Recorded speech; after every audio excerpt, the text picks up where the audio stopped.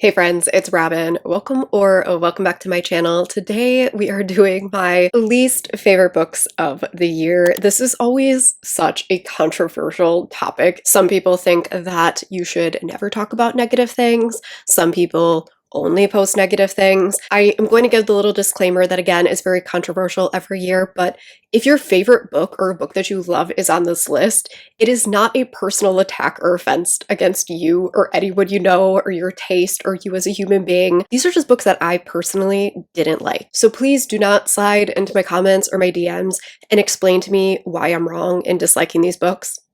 It's not that serious. There's only one technical DNF in here, but that book was also really long. I gave it like 500 pages of my life, so here we are. All that rambling aside, we're gonna start at number 6 and work our way to my number 1 least favorite book of the year. I usually don't have a lot of books on this list. 6 is probably pretty average because I DNF books if I'm not liking them. I don't force myself to read anything that I don't like. We're gonna keep this video short and sweet. I am not like a negative reviewer. Every now and then I will go on a rant about something, but I don't like to linger on things that I don't enjoy. So we're going to go through these. I'll share the books I didn't like, why I didn't like them, and down below will be links to any of the videos where I talk about these in more detail. So here we go. My number 6 least favorite book was Pestilence by Laura Thalassa. I really liked Bewitched. Bewitched ended up on my most surprising books of the year. Pestilence, it didn't hit for me at all. Honestly, don't know why the series got so popular, why it got picked up.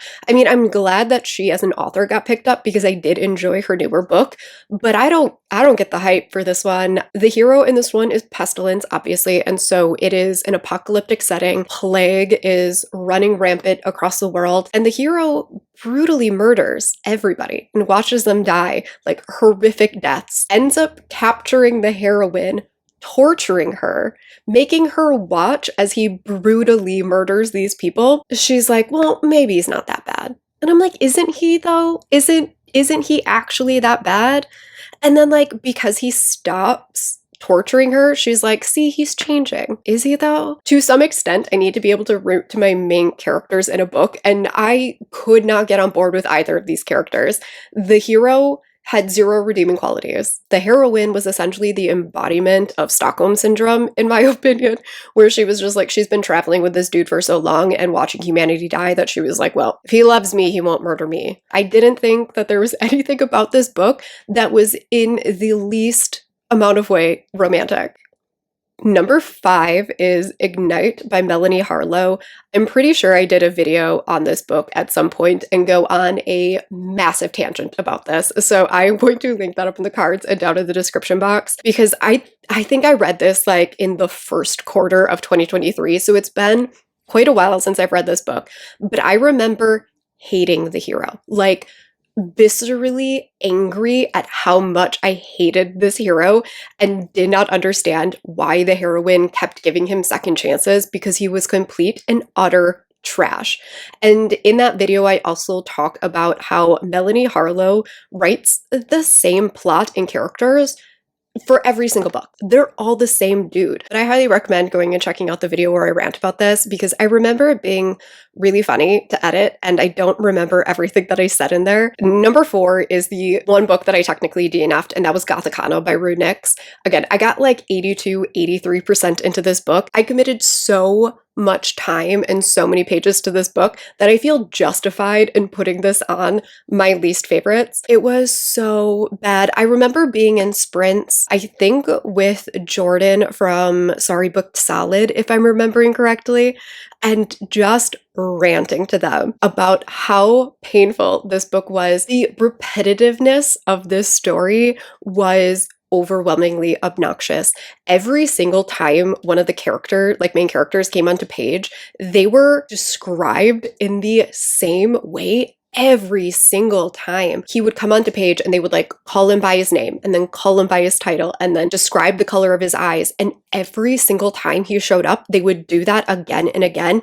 And after a while, I was just like, why? Like, did you copy and paste like to every single scene of his? Like, this got picked up by a trade publisher. Where was your editor?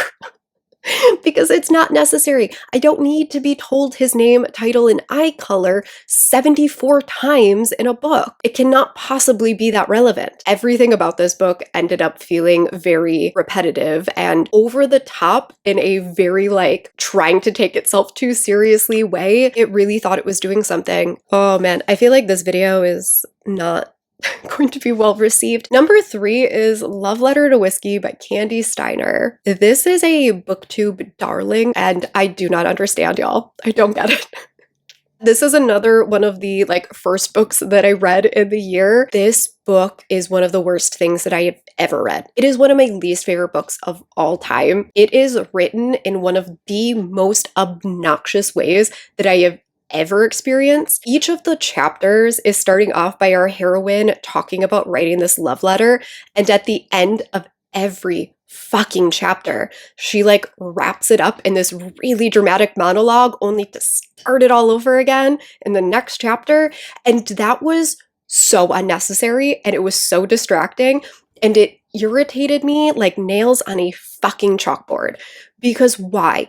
Why are we putting in like a wrap up at the end of every single chapter? I was there. I saw it. I don't need you to do some sort of like big dramatic monologue at the end, rehashing everything we already did. Try and leave me on a cliffhanger for the next chapter. It's a contemporary romance. We know where it's going. On top of that, this couple is one of the most toxic couples I've ever experienced. Like, these two should not be together. Like, who allowed these two to be together? Because they shouldn't be. There is no reason for them to be together. Kept going through the same thing over and over and over again. The number of times that one of them had a crush on the other one and the other one got into a relationship and the other person somehow sabotaged the relationship and then they couldn't be together because, oh, something came up. It didn't need to happen 5 times.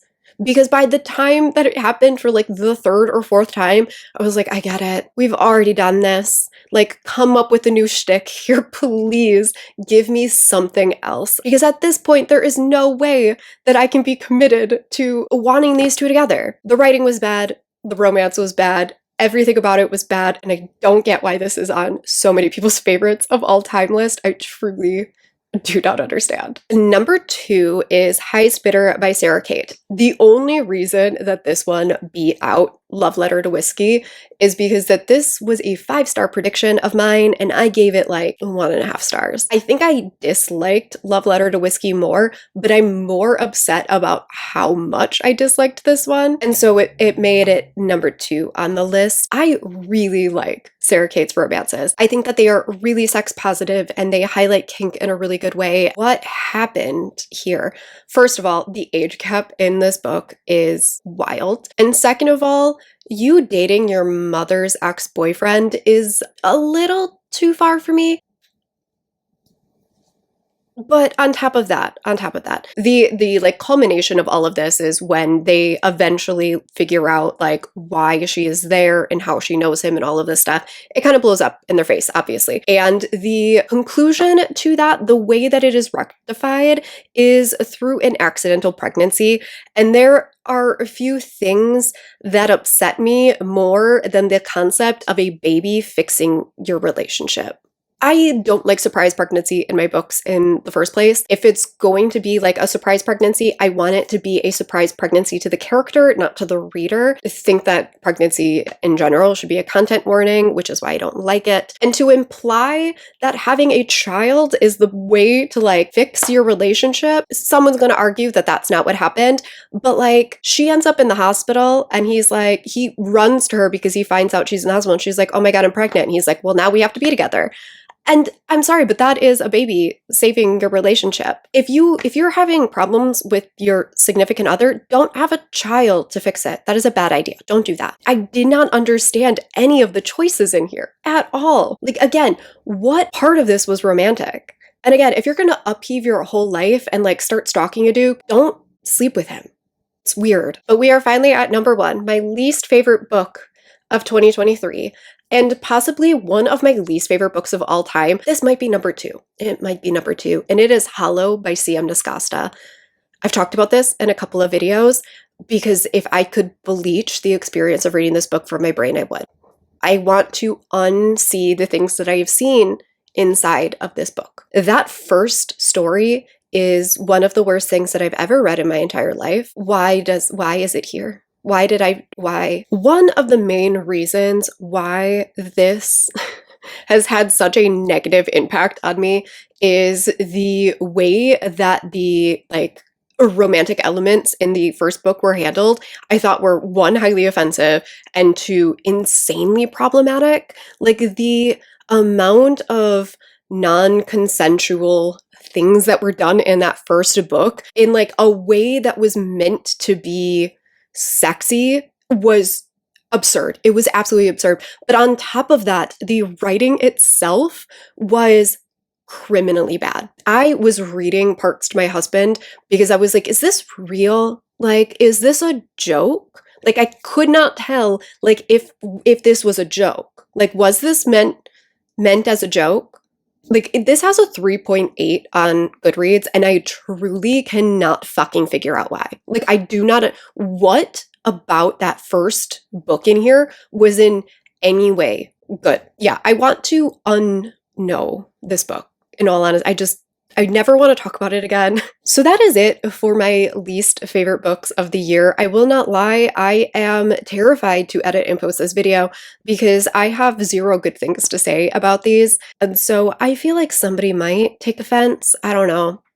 That's gonna be it. Tomorrow, we're gonna end this series on a far more positive note and talk about my 12 favorite books of the year. So if you did somehow make it to the end of this video, thank you so much for watching. I will see you in my next one. Bye.